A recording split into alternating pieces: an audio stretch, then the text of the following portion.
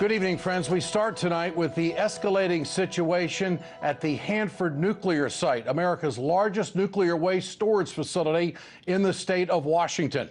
Local environmentalists say outdated tanks are leaking thousands of gallons of highly radioactive chemicals into the ground and potentially the Columbia River. Alexey Yaroshevsky is standing by live tonight for the latest. Alexey, what is the latest, and has this waste gotten into the river tonight?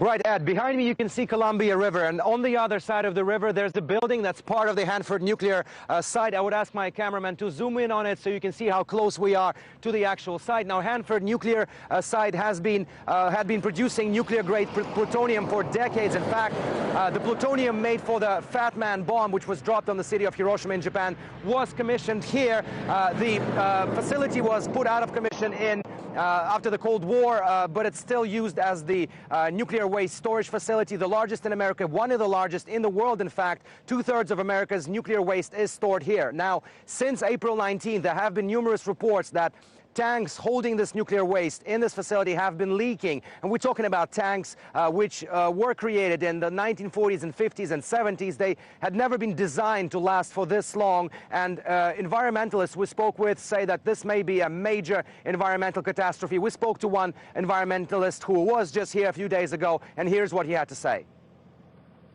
A second double shell nuclear waste tank is showing signs of having failed. And you find that out because there's high radiation levels in between the two shells of the tank, and there should be no radiation in that space. It's about a 3-foot gap, but instruments they have deployed there show high radiation levels, plutonium, cesium, strontium-90, etc. Well, where did that come from? It probably came from the tank, meaning there's a hole. And how many gallons are in the tank? In this particular tank, about 568,000 gallons. And the tank next door had somewhere around 800,000 gallons. So all this waste is, if the tank has failed, that waste has to be taken out of that tank and put into another tank, except there's no room. So we're looking at potentially a catastrophe, a disastrous catastrophe. Well, every day you're looking at that at Hanford. I'm totally serious. This is not by far the first concern or the first worry about this facility. It's been going on for decades, and you may ask yourself, why have the authorities allowed this to go on for so long? Well, we spoke to one of the local politicians, a state representative, who told us that the reason is quite simple. There is a money trail here. Let's listen to Jerry Paulette. They don't like the pressure at all, and the Energy Department doesn't like it, and the leaking double shell tank is the tip of the iceberg. There are 6 of the older single shell tanks that are leaking right now, and no one's doing anything. Energy doesn't want to build new tanks or do anything, and the Ecology Department doesn't want to rock the boat. It just doesn't want to do it. And then when they do rock the boat, they get political pressure from the Tri-Cities to not rock the boat. Because the political establishment in Tri-Cities is mostly pro-Hanford.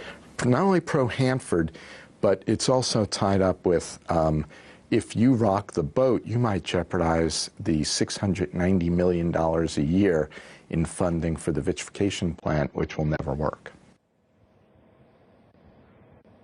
Another bad news regarding this facility is that last week, 20 workers inside the Hanford nuclear site were injured after inhaling toxic vapes. And tonight, we're actually meeting one of the workers who was injured before, about 6 months ago. He will tell us how his life was basically ruined. And I suggest RT viewers to stay tuned. In the next couple of days, we'll bring more from the nuclear site at Hanford.